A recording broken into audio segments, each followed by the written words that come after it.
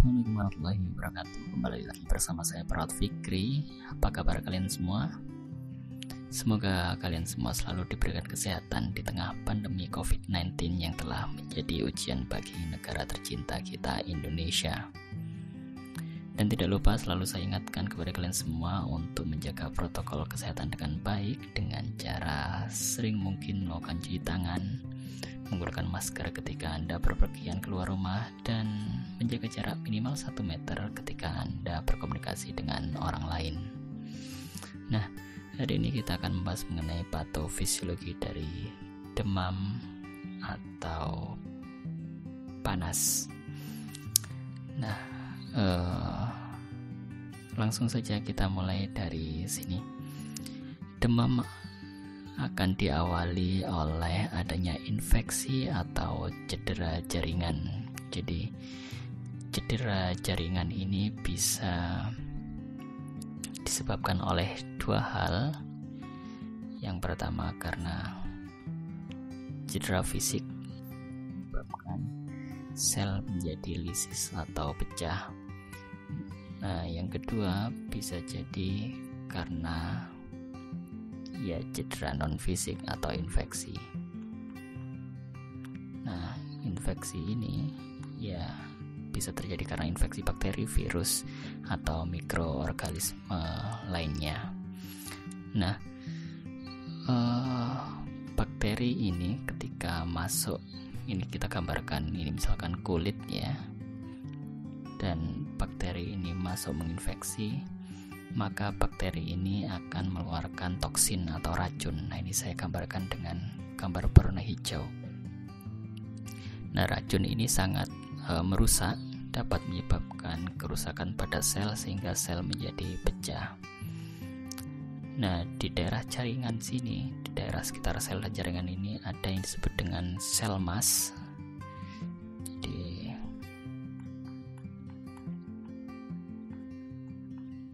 Sel mas atau biasa disebut dengan sel induk.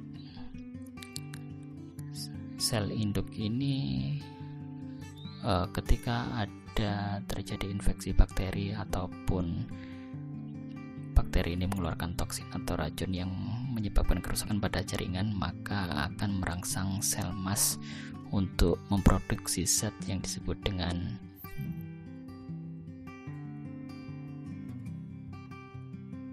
saya lupa, selain sel mas ada juga sel yang juga dapat merespon terhadap terjadinya cedera atau infeksi, yaitu basofil.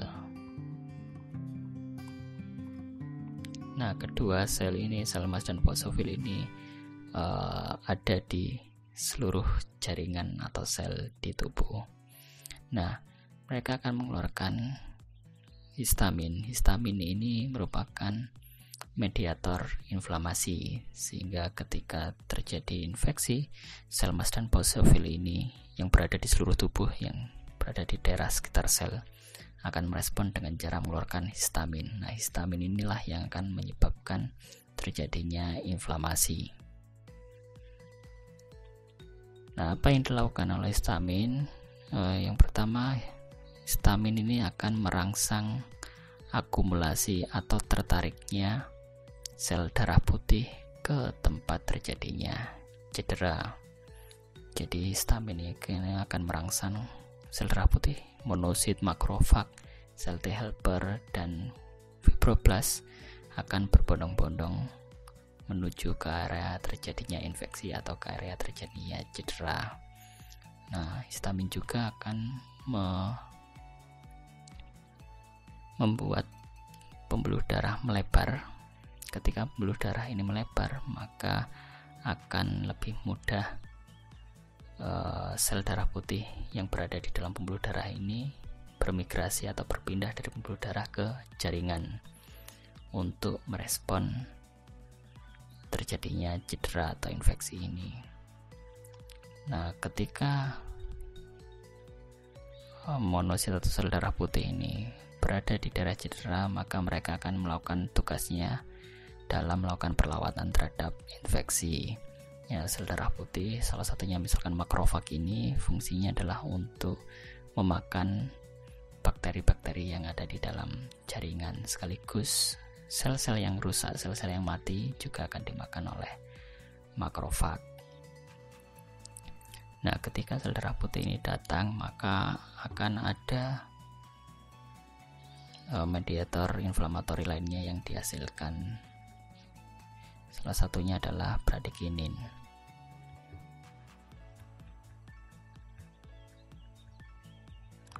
Nah, bradikinin ini juga akan merangsang inflamasi bersamaan dengan histamin, yaitu meningkatkan pelebaran pembuluh darah, membuat sel darah putih terkumpul di daerah cedera. Akhirnya ketika semakin banyak sel darah atau sel darah putih terkumpul di daerah cedera, maka akan terjadi pembengkakan. Harapannya apa? Harapannya sel darah putih atau sel darah merah yang berkumpul di daerah sini akan mengisolasi,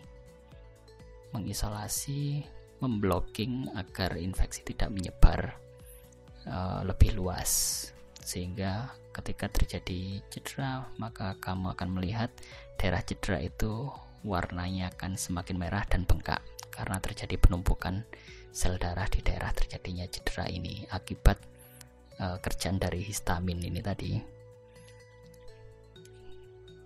Kerjaan dari histamin, dan juga akan ditambah lagi dengan bradikinin yang dilepaskan oleh sel-sel ini protein plasma di daerah pembuluh darah. Nah, selain itu sel darah putih ini akan melepaskan pirogen endogen. Apa itu pirogen?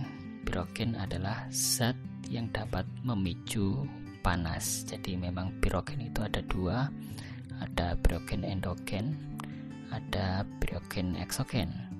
Nah, pirogen endogen sendiri, nah ini sudah ada di sini. Jadi sel darah putih akan melepaskan pirogen endogen, yaitu interleukin 1 dan interleukin 6, biasa disingkat dengan IL-1 dan IL-6. Selain itu, ini yang paling terkenal, IL-1 dan IL-6. Selain IL-1 dan IL-6 juga ada ini sebenarnya pirogen endogen itu TNF alpha dan interferon TNF. Nah, selain pirogen endogen itu dari dalam ya, ada juga pirogen eksogen, yaitu dari luar. Apa pirogen eksogen yang dapat mencetuskan panas, yaitu toksin atau racun yang dikeluarkan oleh bakteri,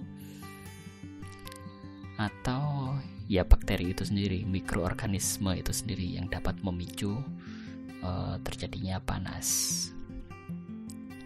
Jadi pirogen endogen itu dikeluarkan oleh sel darah putih, akan mengeluarkan tadi IL-1 dan IL-6.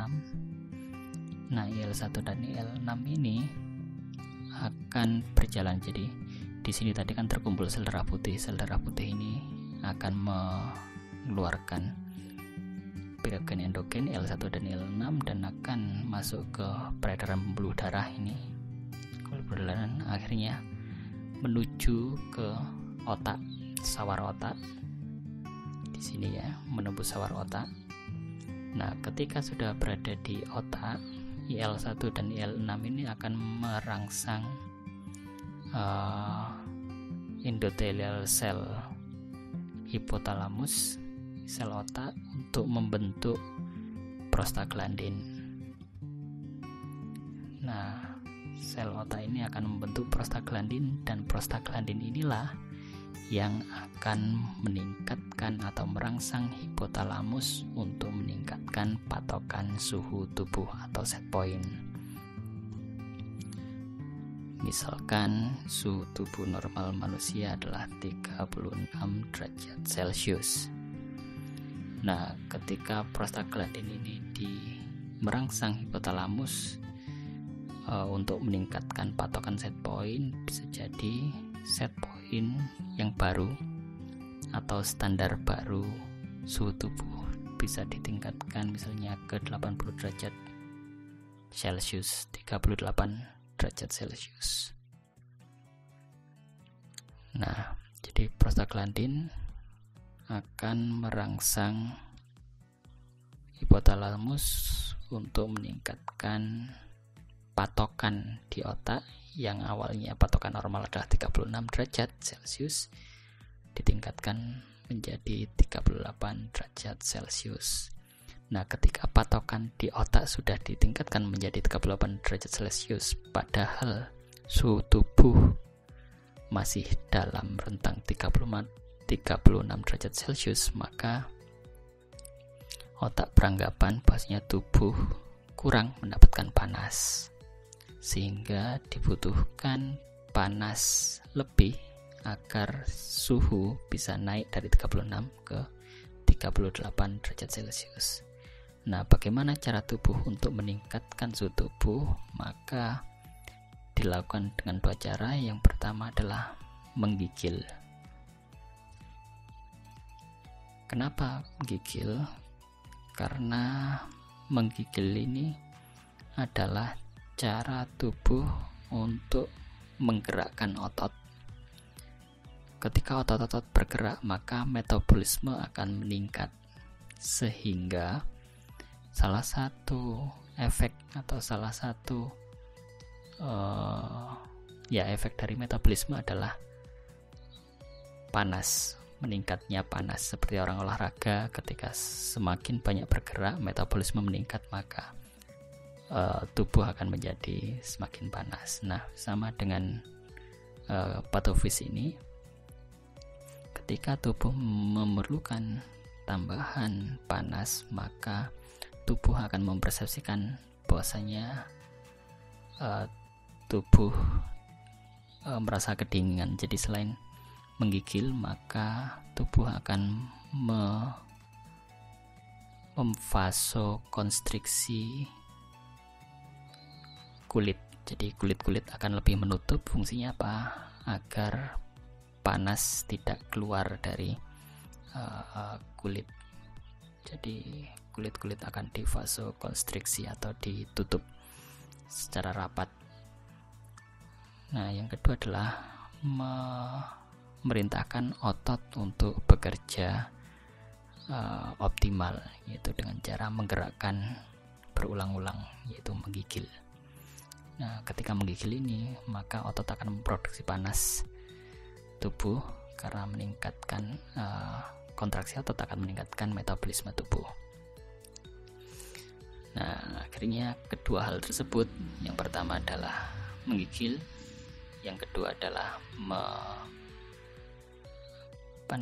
memvasokonstriksi kulit, akan menyebabkan peningkatan suhu tubuh atau hipertermi. Nah, itu adalah jalur pertama. Jalur pertama adalah dengan menggunakan pirogen endogen yang merangsang prostaglandin. Nah, ada jalur kedua, yaitu jalur non prostaglandin. Apa itu jalur non prostaglandin? Jadi ketika ingin merangsang panas, maka ketika terjadi infeksi seperti ini, tubuh melepaskan MIP-1, makropak inflammatory protein. Nah, ini akan dilepaskan di daerah terjadinya cedera ini, karena di sini juga ada makrofag di sini.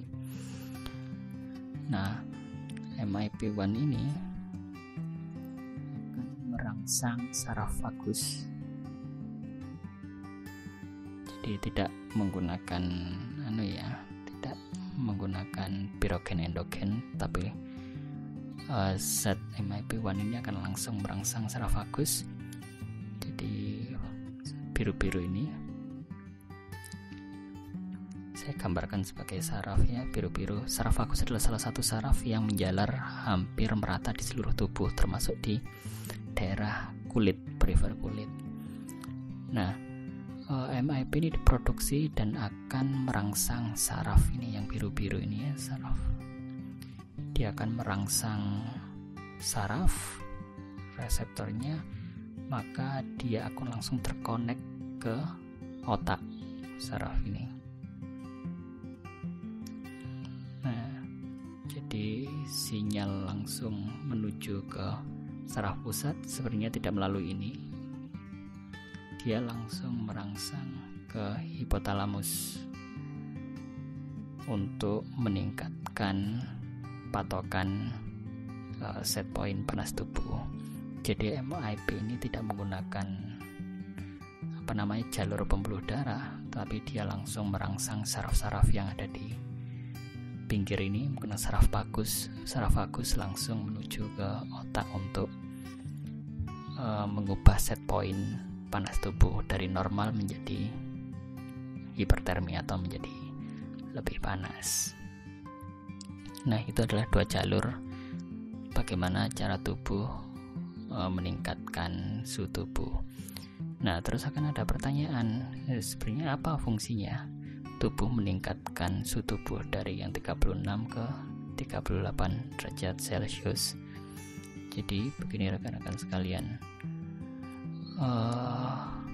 sel tubuh bakteri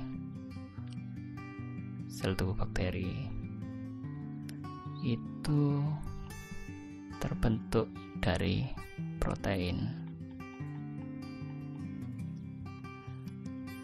Jadi dinding sel bakteri ini terbentuk dari protein. Nah, protein ini peka sekali terhadap rangsangan suhu. Jadi suhu lingkungan itu dapat berpengaruh terhadap protein. Semakin suhu itu dalam keadaan panas, maka protein ini dapat mengalami kerusakan atau melemah. Nah, disinilah peran suhu ini dalam membantu sel-sel darah putih melawan terjadinya infeksi. Jadi ketika suhu ditingkatkan, maka lingkungan di sekitar terjadi infeksi ini dapat membuat bakteri menjadi lemah. Bahkan bisa jadi bakteri ini, proteinnya akan menjadi rusak dan nantinya akan mudah sekali dilawan oleh sel darah putih yang sudah berkumpul di daerah terjadinya cedera ini, sehingga tugas sel darah putih akan lebih mudah dalam melakukan perlawanan terhadap infeksi bakteri. Nah, begitu. Nah, jadi fungsi dari panas ini memang fungsi yang disengaja oleh tubuh untuk membantu dalam perlawanan terhadap infeksi bakteri. Tapi memang panas yang terlalu tinggi ini dapat berakibat kurang baik pada anak-anak yang masih